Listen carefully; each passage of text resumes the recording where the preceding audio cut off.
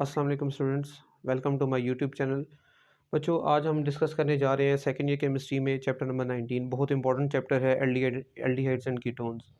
बच्चों, सबसे पहला टॉपिक जो है वो है nomenclature of aldehydes and ketones. Nomenclature के लिए आप प्लेलिस्ट देखेंगे, ठीक है। उस प्लेलिस्ट में तमाम फैमिलीज़ के नोमेनक्लेचर जो हैं वो गिवन है और आप वहाँ से अंडरस्टैंड कर सकते हैं। आज हम डिस्कस करेंगे जो फर्स्ट लेक्चर में वो है फिजिकल प्रॉपर्टीज़, ठीक है। Physical properties of aldehyde and ketones discuss करने जा रहे हैं। बच्चों, एल्डिहाइड एंड कीटोन्स क्योंकि कार्बोनिल कंपाउंड्स हैं, इनमें कार्बोनिल ग्रुप प्रेजेंट होता है, सी डबल बॉन्ड ओ, ठीक है। अब कार्बन ऑक्सीजन दोनों एटम्स आपस में बॉन्डेड हैं और इनमें इलेक्ट्रोनेगेटिविटी का डिफरेंस है। कार्बन की इलेक्ट्रोनेगेटिविटी 2.5 है और ऑक्सीजन की इलेक्ट्रोनेगेटिविटी कार्बन से थोड़ी ग्रेटर है। दोनों में इलेक्ट्रोनेगेटिविटी का डिफरेंस एग्जिस्ट करता है, जिसकी वजह से कार्बोनिल कंपाउंड्स क्या होते हैं, पोलर होते हैं। ये पोलर बॉन्ड है और इस वजह से कार्बोनिल कंपाउंड्स पोलर होते हैं। कार्बोनिल कंपाउंड्स क्योंकि पोलर हैं तो इनमें इंटरमॉलिक्यूलर फोर्सेस की अगर बात करें तो प्राइमरी इंटरमॉलिक्यूलर फोर्सेस इनकी डाइपोल डाइपोल फोर्सेस हैं, ठीक है। अब carbonyl compounds they can not form hydrogen bond with each other. Why? Because carbonyl compounds में किसी हाइड्रोजन एटम डायरेक्टली किसी ऑक्सीजन के साथ अटैच नहीं है, इलेक्ट्रोनेगेटिव एटम से अटैच नहीं है, हाइड्रोजन हाईली डेफिशिएंट नहीं है, ठीक है। इस वजह से इनमें हाइड्रोजन बॉन्ड नहीं बना सकते एक दूसरे के साथ। लेकिन अगर कार्बन कंपाउंड्स को वाटर या अल्कोहल के साथ रिलेट करें तो उनके उन they can accept hydrogen bond from water और अल्कोहल। व्हाई? बिकॉज वाटर में हाइड्रोजन एटम ऑक्सीजन से जुड़ा होता है, इलेक्ट्रॉन डेफिशिएंट होता है और वो उस डेफिशिएंसी की वजह से कार्बोनिल कंपाउंड्स के ऑक्सीजन के साथ भी हाइड्रोजन बॉन्ड बना सकते हैं। अब जो मेल्टिंग और बॉइलिंग पॉइंट की अगर बात करें तो कार्बोनिल कंपाउंड्स का मेल्टिंग और बॉइलिंग पॉइंट एनालोगस अल्केन से क्या होता है, ग्रेटर होता है। मेल्टिंग और बॉइलिंग पॉइंट जो है ये डिपेंड करता है इंटरमॉलिक्यूलर फोर्सेस पे। अगर इंटरमॉलिक्यूलर फोर्सेस स्ट्रॉन्गर होंगी तो मेल्टिंग और बॉइलिंग पॉइंट कंपाउंड का ग्रेटर होगा। अब जो एनालोगस अल्केन का मतलब क्या है, कार्बोनिल कंपाउंड्स का मेल्टिंग और बॉइलिंग पॉइंट क्यों ज़्यादा होता है? Due to stronger intermolecular forces because they possess dipole dipole forces, whereas alkanes they possess LDF जो कि वीकर होती हैं। लेकिन एनालोगस अल्केन्स का मतलब यहाँ पे क्या है? इसका मतलब है अगर कार्बोनिल कंपाउंड में 3 कार्बन एटम्स हैं, 3 कार्बन वाला एल्डिहाइड या 3 कार्बन वाला कीटोन, तो आप उसका मेल्टिंग और बॉइलिंग पॉइंट कंपेयर कर रहे हैं 3 कार्बन वाले अल्केन के साथ, यानी प्रोपेन के साथ। तो दोनों को जब कंपेयर करेंगे तो एनालोगस अल्केन से कार्बोनिल कंपाउंड का मेल्टिंग और बॉइलिंग पॉइंट ज़्यादा होता है due to stronger intermolecular forces. Same is the case जब आप कंपेयर करते हो कार्बोनिल कंपाउंड्स को अल्कोहल के साथ, तो कार्बोनिल कंपाउंड्स का बॉइलिंग पॉइंट अल्कोहल से कम होता है। व्हाई? बिकॉज कार्बोनिल कंपाउंड्स की intermolecular forces dipole dipole forces हैं, लेकिन अल्कोहल्स में इंटरमॉलिक्यूलर फोर्सेस कौन सी हैं बच्चों? हाइड्रोजन बॉन्डिंग, जो कि ज़्यादा स्ट्रॉन्गर होती हैं, डाइपोल डाइपोल फोर्सेस से भी ज़्यादा स्ट्रॉन्गर होती हैं।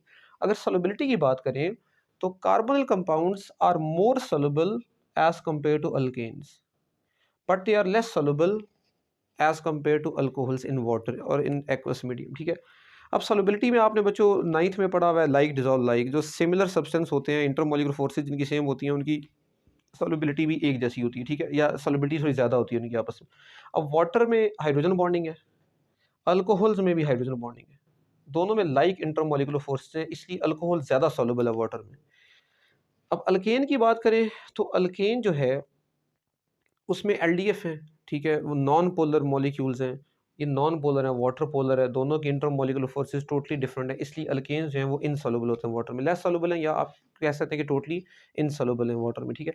लेकिन कार्बन कंपाउंड्स की बात करें तो वो उनकी जो नेचर है वो दरमियान में आती है, ठीक है। दरमियान में तो नहीं होती, पोलर है, लेकिन हाइड्रोजन अल्कोहल में क्योंकि हाइड्रोजन बॉन्डिंग है, अल्कोहल की क्योंकि इंटरमॉलिक्यूलर फोर्सेस बिल्कुल वाटर जैसी हैं, इसलिए अल्कोहल की सॉल्युबिलिटी ज़्यादा है। लेकिन carbon compounds on other hand वो भी पोलर हैं, डाइपोल डाइपोल फोर्सेस पोजेस करते हैं, उनकी सॉल्युबिलिटी अल्केन से तो ज़्यादा होती है लेकिन अल्कोहल से कम होती है। तो बच्चों ये थोड़ा लेस इम्पोर्टेंट टॉपिक है, ठीक है। इसमें से एमसीक्यू ज़रा पूछे जा सकते हैं आपसे, ठीक है, ये कोई शॉर्ट क्वेश्चन भी बन सकता है। तो अब मेन टॉपिक की तरफ आ रहे हैं जो कि है preparation of. Students, now we are going to discuss methods for preparation of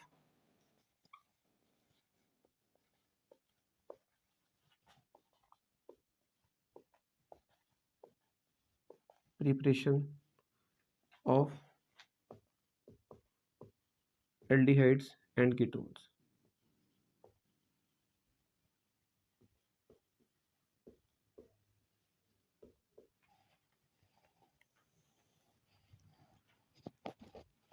बच्चों सबसे पहला मेथड जो हम डिस्कस करने जा रहे हैं वो है ओजोनोलाइसिस ऑफ अल्कीन्स।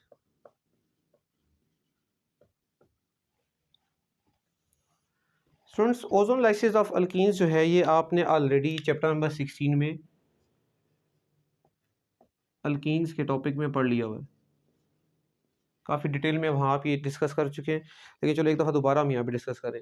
तो जो ओजोनोलाइसिस जो है it is addition of ozone across double bond in alkene. Ozonolysis जो है it is used to locate position of double bond.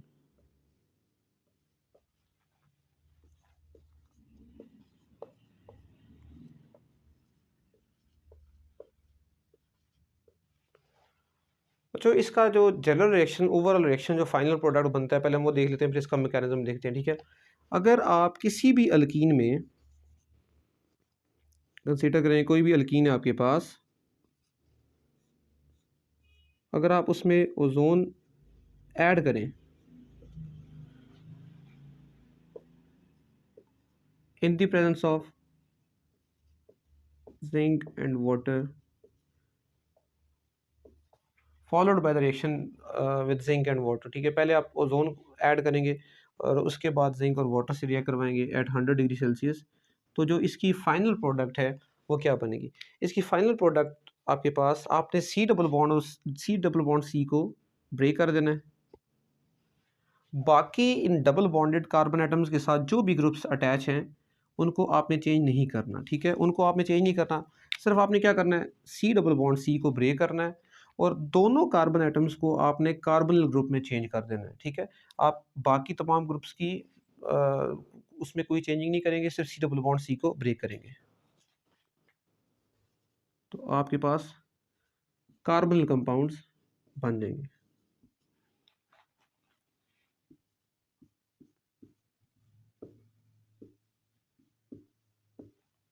और साथ आपके पास प्रोड्यूस हो जाएगा जिंक ऑक्साइड।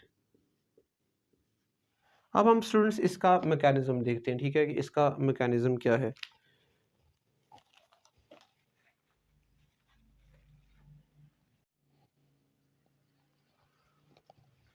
स्टूडेंट्स आप कंसीडर करें कि आपके पास इथीन है, तो इथीन को आप ओजोन से रिएक्ट करवाएंगे इन the presence of dry ether, तो आपके पास O3 C double bond C के अगेंस्ट उसके क्रॉस ऐड होगा, पाई बॉन्ड जो है वो आपके पास ब्रेक हो जाएगा। ये पाई बॉन्ड है, ठीक है, फर्स्ट बॉन्ड सिग्मा होता है और सेकंड बॉन्ड क्या होता है, पाई। पाई बॉन्ड ब्रेक हो जाएगा और ये O3 है, 3 ऑक्सीजन एटम्स है, तो कैसे ऐड करेंगे आप, ठीक है, एक बॉन्ड तोड़ रहे हैं आप, तो ये H अपनी जगह पे रहेगा, दूसरा हाइड्रोजन भी अपनी जगह पे रहेगा, कार्बन और कार्बन के दरमियान सिंगल बॉन्ड रहेगा, पाई बॉन्ड आपने ब्रेक किया है। नाउ अब आप 3 ऑक्सीजन एटम्स कैसे ऐड करेंगे, ठीक है, एक ऑक्सीजन इस कार्बन के साथ, दूसरा ऑक्सीजन उसके साथ वाले कार्बन के साथ और तीसरा ऑक्सीजन उनके दरमियान, दिस इज मोल ओजोनाइड। ये हाईली अनस्टेबल है। अनस्टेबल किस वजह से है? क्योंकि इसमें 3 ऑक्सीजन एटम्स आप देख सकते हैं इकट्ठे जुड़े हुए हैं और ऑक्सीजन एटम्स के जो लोन पेयर्स हैं वो बहुत स्ट्रॉन्ग रिपल्जन क्रिएट कर रहे हैं एक दूसरे के लिए, तो लोन पेयर्स की रिपल्जन की वजह से ड्यू टू लोन पे रिपल्जन ये अपने आप को रीअरेंज करेगा इनटू मोर स्टेबल फॉर्म। तो लोन पेयर और लोन पेयर की रिपल्जन यहाँ पे बहुत ज़्यादा है, ठीक है। तो इस रिपल्जन को अवॉइड करने के लिए ये अपने आप को ज़्यादा स्टेबल फॉर्म में अरेंज करेगा, रीअरेंज करेगा और after rearrangement you can get ozonide. ये वाला O इन 2 ऑक्सीजन एटम से निकल के इन कार्बन एटम्स के बिटवीन आ जाएगा, तो आपके पास थोड़ी ज़्यादा स्टेबल फॉर्म बन जाएगी जिसको आप बोलेंगे ओजोनाइड।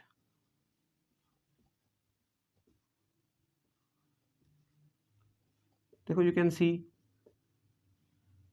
आप देख सकते हैं कि ये वाला ऑक्सीजन हमने यहाँ से निकाल लिया, इन दोनों O के दरमियान बॉन्ड बन गया और ये ऑक्सीजन हम इन कार्बन के बिटवीन ऐड कर रहे हैं, अटैच कर रहे हैं और कार्बन का अपना बॉन्ड खत्म हो जाएगा और दोनों कार्बन अपना बॉन्ड कंपेंसेट करने के लिए ऑक्सीजन के साथ बॉन्ड बना लेंगे। तो this is ozonide which is comparatively more stable. अब नेक्स्ट स्टेप पे ओजोनाइड की करनी है रिडक्शन। इसको हम रिएक्ट करवाएंगे zinc followed by the aqueous workup, ठीक है। तो आप ओजोनाइड को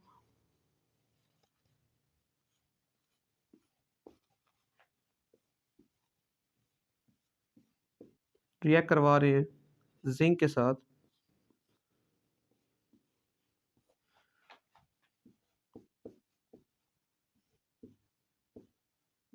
एट 100 डिग्री सेल्सियस, ठीक है। तो अब आपके पास ये जो ओजोनाइड यहाँ से आपके पास ब्रेक हो जाएगा और यहाँ से ब्रेक हो जाएगा। अब इस सी का आपने ओ के साथ बॉन्ड ब्रेक कर दिया, ये वाला बॉन्ड तोड़ दिया, वो बॉन्ड कंपेंसेट करने के लिए वो डबल बॉन्ड बना लेगा इस ऑक्सीजन के साथ। Same is the case with the other carbon atom. इस सी का बॉन्ड भी आप इस ऑक्सीजन के साथ ब्रेक कर रहे हैं और वो उस बॉन्ड को, चौथे बॉन्ड को कंपेंसेट करने के लिए इधर ऑक्सीजन के साथ बॉन्ड बना लेगा, ठीक है। और इन दोनों ऑक्सीजन का भी ऑब्वियसली जब इधर बॉन्ड बनेगा तो ये आपस में अपना बॉन्ड ब्रेक कर देंगे। तो आपस क्या बनेगा, ये एच अपनी जगह पे है, दूसरा एच भी अपनी जगह पे है। सिर्फ इस सी का इस ओ के साथ क्या बन जाएगा, यू कैन लुक, मैं ऐसे बना रहा हूँ बट आप इसको जो एंगल उसका 120 होता है उसको उसकी प्रॉपर ज्योमेट्री के साथ भी बना सकते हैं। और इस सी को देखें, ये दूसरा आपके पास कार्बन था, इसका भी इस ओ के साथ क्या बन जाएगा, डबल बॉन्ड। बाकी हाइड्रोजन आइटम्स अपनी जगह पे फॉर्मेल्डिहाइड और आपस बनेगा H2O2। और जब आप उसको, आप डायरेक्टली भी जिंक ऑक्साइड लिख सकते थे लेकिन चलो एक स्टेप और कर लेते हैं। जब ये हाइड्रोजन पर ऑक्साइड ये भी हाईली अनस्टेबल होता है, ऑक्सीजन आइटम्स में रिपल्जन होती है, जिंक के साथ रिएक्ट करके आपके पास ये चेंज रहेगा वाटर और जिंक ऑक्साइड। तो ये आप ऑलरेडी स्टूडेंट्स चैप्टर नंबर 16 में इसका मैकेनिज्म देख चुके हैं। अब हम नेक्स्ट मेथड की तरफ मूव कर रहे हैं। जितने भी इसके मेथड्स हैं प्रिपरेशन के, ऑलरेडी आप किसी ना किसी चैप्टर में पढ़ चुके हैं, ठीक है। तो second method for preparation of carbonyl compounds वो है oxidation of alcohols.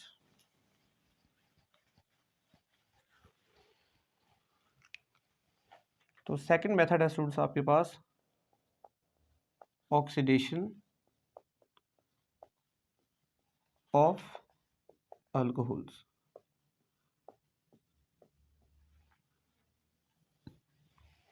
Students alcohols को आप ऑक्सीडाइज कर सकते हो, ठीक है, एसिडिफाइड K2Cr27 की प्रेजेंस में या एसिडिफाइड KMnO4 की प्रेजेंस में। तो आप ऑक्सीडाइजिंग एजेंट कौन सा यूज़ करोगे, acidified potassium dichromate, acidified K2Cr27, ठीक है। अब आप ऑलरेडी चैप्टर नंबर 18 में पढ़ चुके हो, प्राइमरी अल्कोहल्स ऑक्सीडाइज होके एल्डिहाइड्स बनाती है, जबकि जो सेकेंडरी अल्कोहल्स हैं वो ऑक्सीडाइज होकर कीटोन्स बनाती हैं, वो भी हम उसको देखते हैं अभी, ठीक है। तो प्राइमरी अल्कोहल का पहले रिएक्शन लिख रहे हैं। कोई भी प्राइमरी अल्कोहल ले लें, CH3 CH2OH, एथानॉल। अब आप चाहें तो इसको आप एक्सपैंड करके भी अंडरस्टैंडिंग के लिए लिख सकते हैं, ठीक है। मैं इसको एक्सपैंड करके लिख रहा हूँ, दो हाइड्रोजन आइटम्स जो है ना, मैं इसमें एक्सपैंड करके दिखा रहा हूँ। एक जो अल्फा कार्बन के साथ H है वो वाला मैंने एक्सपैंड कर दिया, एक H। और जो हाइड्रोक्सल वाला H है फंक्शनल ग्रुप वाला, वो वाला H भी मैंने एक्सपैंड करके दिखाया आपको, ठीक है। तो आप इसको ऑक्सीडाइज कर रहे हो इन the presence of K2Cr27 acidified potassium dichromate. तो क्या होगा, एक जो फंक्शनल ग्रुप वाला H है वो वाला H और उसके एडजेसेंट कार्बन यानी अल्फा कार्बन वाला H, ये दोनों H इस एटॉमिक ऑक्सीजन के साथ कंबाइन होकर बना देंगे वाटर। अब O का एक बॉन्ड कम हो गया, C का भी एक बॉन्ड कम हो गया, इनको कंपेंसेट करने के लिए ये दोनों एटम्स यानी कार्बन और ऑक्सीजन आपस में बना लेंगे डबल बॉन्ड, ठीक है। तो एज अ रिजल्ट आपके पास क्या बनेगा, CH3 अपनी जगह पे, ये वाला कार्बन भी अपनी जगह पे, इसके साथ एक H तो ऑलरेडी था, इसने O के साथ क्या कर लिया, डबल बॉन्ड। और उसके अलावा आपके पास क्या बन गया, वाटर। तो आपके पास बन गया एसिटल्डिहाइड। यानी एल्डिहाइड।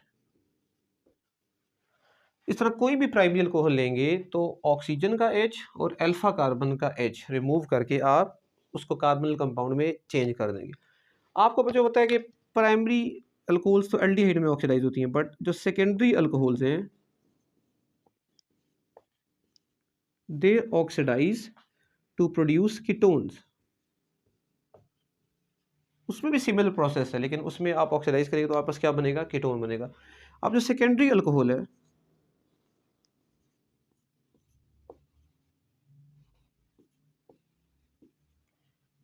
लाइक ये आपके पास 2 प्रोपानोल, ठीक है, ये आपके पास 2 प्रोपानोल है।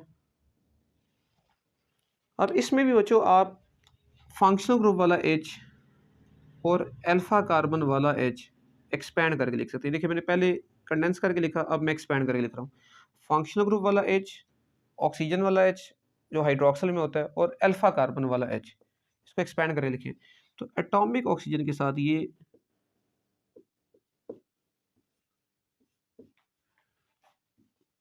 K2Cr27 से आप रिएक्ट करवा रहे हैं इन the presence of acid.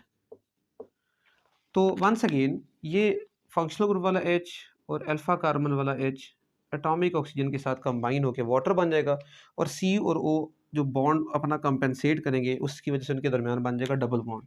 As a result you will get a carbonyl compound which is ketone. अब आपके पास एसीटोन बना है।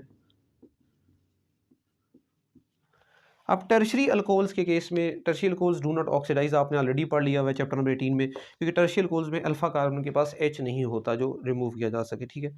अब एक और रिएक्शन आप इसमें देख सकते हैं जो कि आपकी बुक में नहीं दिया हुआ, ठीक है, वो है इंडस्ट्रियल प्रिपरेशन आप देख सकते हैं फॉर्मेल्डिहाइड की, ठीक है, वो एक्स्ट्रा आपकी फेडरल बोर्ड की बुक में नहीं दिया हुआ, तो आप एक्स्ट्रा उसको देख सकते हैं, ठीक है। लाजमी नहीं कि आप इसको प्रिपेयर करें। बच्चों फॉर्मेल्डिहाइड की प्रिपरेशन हम देख रहे हैं। अगर आप मेथनॉल को मॉलिक्यूलर ऑक्सीजन के साथ रिएक्ट करवाएं in the presence of platinum and asbestos at 300 degree Celsius, तो ये फॉर्मेल्डिहाइड में, एक कार्बन वाला अल्कोहल है तो फॉर्मेल्डिहाइड में चेंज हो जाएगा, ठीक है। तो ये आपका चेंज हो जाएगा फॉर्मेल्डिहाइड में। लेकिन ये जो प्रोडक्ट बनती है इसको हम बोलते हैं फॉर्मेलिन। फॉर्मेलिन क्यों बोलते हैं, इसका यूज़ क्या है? फॉर्मेलिन ये एक्चुअली आपके पास मिक्सचर होता है, इसमें आपके पास 40% फॉर्मेल्डिहाइड होता है,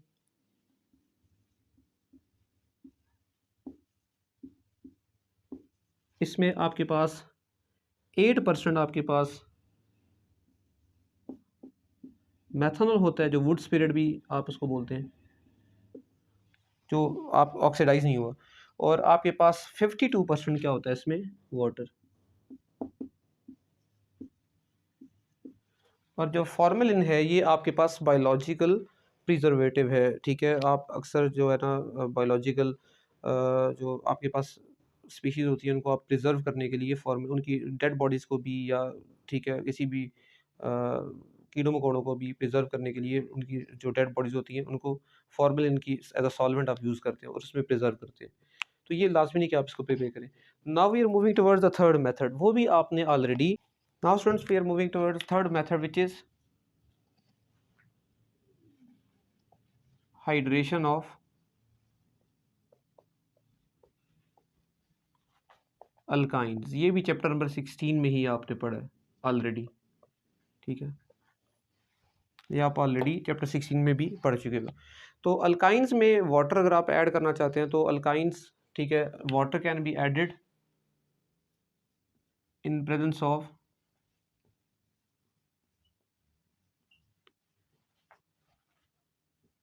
H2SO4 sulphuric acid and HgSO4।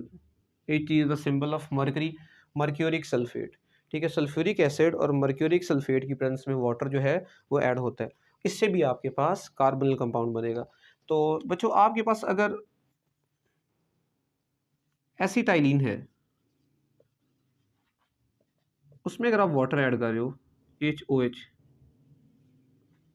In the presence of H2SO4 and HgSO4 mercuric sulphate at 75 degree Celsius, तो जो अनसेचुरेशन है पाई बॉन्ड ब्रेक करेगा, और पाई बॉन्ड ब्रेक करने की वजह से एक आप ग्रुप अटैच कर दोगे एक कार्बन के साथ और दूसरा ग्रुप दूसरे कार्बन के साथ, ठीक है। तो आपके पास एक पाई बॉन्ड जो है वो ब्रेक हो जाएगा। तो आपके पास ये वाला H आप इस कार्बन से जोड़ दें और ये वाला ग्रुप आप इस कार्बन से जोड़ दें, ठीक है। अभी मॉर्कोनिकल रूल फॉलो करने की ज़रूरत नहीं, क्यों? क्योंकि आपके पास सिमेट्रिकल कंपाउंड है, सिमेट्रिकल अल्काइन है।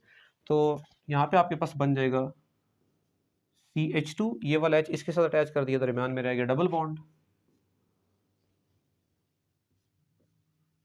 इसके साथ एक H ऑलरेडी था और अब इसके साथ आपने अटैच कर दिया OH, ठीक है।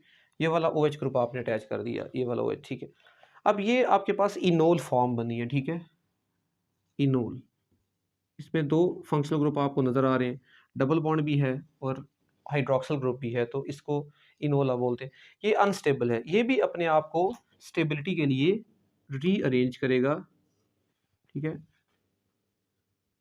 रीअरेंजमेंट, या आप इसको कह सकते हैं टॉटोमेरिज्म। चैप्टर नंबर 16 में आपने ये भी पढ़ा हुआ है, टॉटोमेरिज्म। तो tautomerism is shifting of proton with in the molecule.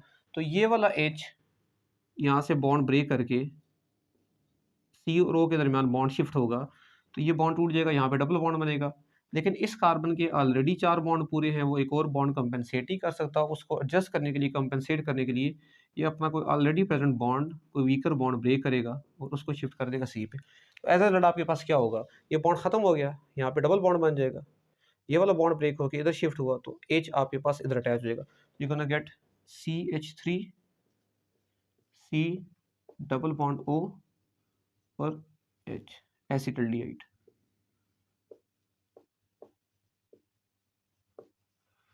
The only alkyne acetylene which on hydration will give aldehyde। बाकी तमाम जो आपके पास अल्काइंस हैं उनकी अगर आप हाइड्रेशन करोगे तो आपके पास एल्डिहाइड नहीं बनता, उससे आपको कीटोन मिलेगा, ठीक है। तो हम इसके साथ प्रोपाइलिन की भी बल्कि प्रोपाइन की हाइड्रेशन भी देख लेते हैं। CH3C ट्रिपल बॉन्ड CH, इसमें अगर आप वाटर ऐड करोगे तो in this particular case you will have to follow Markovnikov rule, ठीक है। तो मार्कोनिकव एडिशन होगी, MA में लिख रहा हूँ, ठीक है, विच मीन्स मार्कोनिकव एडिशन। तो आपके पास जो पार्शियल पॉजिटिव पार्ट है रिएजेंट का, ठीक है, it goes to carbon, goes to carbon having more hydrogen atoms and negative part will attach with the carbon having lesser hydrogen atom। तो इस पर्टिकुलर केस में आप पे ये कंपल्जन है कि ये वाला H आप इस C से जोड़ें और ये OH आप इस C से जोड़ें, और जब आप ये अटैच करेंगे तो एक पाई बॉन्ड जो है वो आप क्या कर दोगे, ब्रेक कर दोगे, ठीक है। तो आपके पास क्या बनेगा, CH3 C, इसके साथ OH अटैच कर दें, दरमियान में डबल बॉन्ड, और इस कार्बन के साथ आपने ये वाला H अटैच किया तो CH2। वंस अगेन ये इनोल है, अनस्टेबल है, टॉटोमेराइज टॉटोमेराइज करेगा और इसके रिजल्ट में आपके पास कार्बन कंपाउंड बनेगा। तो इस H को आप अंडरस्टैंड करने के लिए एक्सपेंड करके लिख रहे हैं, और ये H डबल बॉन्ड यहाँ से ब्रेक हो, ये बॉन्ड ब्रेक होगी, यहाँ पे शिफ्ट होगा, आपस C और O के दरमियान डबल बॉन्ड बनेगा। कार्बन के पास ऑलरेडी 4 बॉन्ड पूरे थे, इस बॉन्ड को कंपेंसेट करने के लिए ये वाला बॉन्ड ब्रेक करके इस C पे शिफ्ट करेगा। तो एज अ रिजल्ट आपके पास कार्बन कंपाउंड बनेगा। ये CH3 की जगह पे है, इस कार्बन का O के साथ डबल बॉन्ड बन गया और एज अ रिजल्ट ये बॉन्ड ब्रेक होकर इस कार्बन पे शिफ्ट होगा और HBC पे शिफ्ट हो जाएगा CH3। तो अब आपके पास बना है कीटोन, एसीटोन। तो सिर्फ एसिटाइलिन की हाइड्रेशन करने से आपके पास एल्डिहाइड बनता है, बाकी तमाम अल्काइंस की हाइड्रेशन करके आपको कीटोन मिलेगा। लास्ट मेथड की तरफ जा रहे हैं बच्चों। लास्ट मेथड जो है, तो फोर्थ एंड लास्ट मेथड जो है that is Friedel crafts acylation reaction.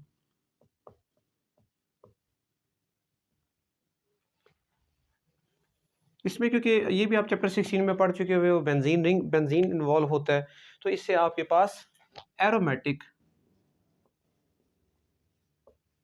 Aldehyde और कीटोन्स मिलेंगे, एरोमेटिक कार्बोनिल कंपाउंड्स मिलेंगे आपको, जिसमें बेंजीन रिंग इन्वॉल्व होगी। ठीक है, it will produce aromatic carbonyl compounds. तो ये रिएक्शन आप विद मैकेनिज्म ऑलरेडी पढ़ चुके हैं, हाँ यहाँ पे हम जस्ट इसका रिएक्शन देख रहे हैं। ठीक है, तो आप बेंजीन को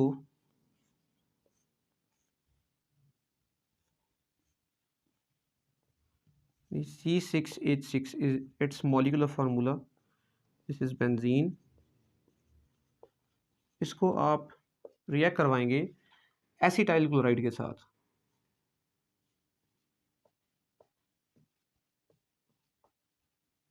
ठीक है, तो बेंजीन का जो H है वो Cl से रिमूव हो जाएगा।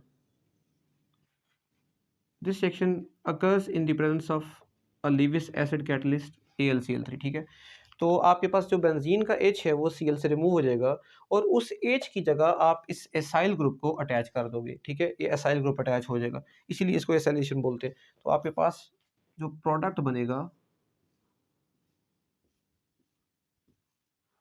ठीक है, आप अल्टरनेट डबल बॉन्ड्स की जगह रिंग भी लगा सकते हो। तो HCl से रिमूव हो गया, H की जगह ये वाला ग्रुप कार्बोनिल की पोजीशन से आपने क्या कर देना, अटैच।